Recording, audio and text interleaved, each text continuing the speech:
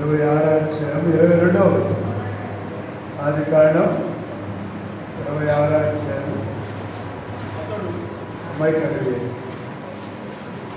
అతడు ఒకరి నుండి వెళ్ళి మరి యొక్క బాగు ప్రవేశించాను.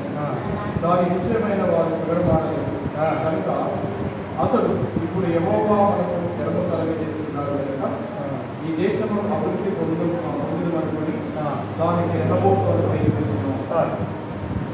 కాబట్టి ఈ ప్రాంతంలో అభివృద్ధి పొందాలని దేవుడు ఒక మంచి పేరు ఇచ్చినాడు. ఏం పేరంటే అది రెహబోత్ అంటే అర్థము ఎడమ, అంటే ఎడమ కలుగు చేసినాడు కనుక అభివృద్ధి పొందాలి, అభివృద్ధి చెందుతూ ఉండాలి. ప్రార్థించు. ప్రేమల తండ్రి, జీవాధిపతి, మీకు వందనాలు.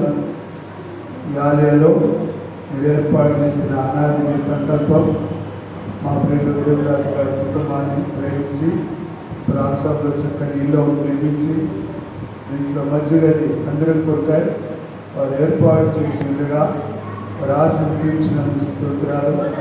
నాయన కొంతమంది బ్రదర్స్ అందరూ కూడా ఇక్కడ చేరడానికి గత దినాల నుంచి మీరు జరిగించిన దయకొరకు వదనాలు.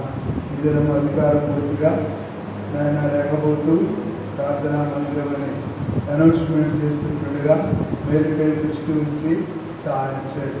నేను ఈ ప్రాంతంలో నేను ఎంత ఎడమ అయితే అంత అభివృద్ధి నేను ఈ ప్రజలు అన్ని విధాలు ఆర్థికంగా, శారీరకంగా, మానసికంగా, ఆత్మీయంగా అన్ని విధాల అభివృద్ధి పొందినట్లు చేయమని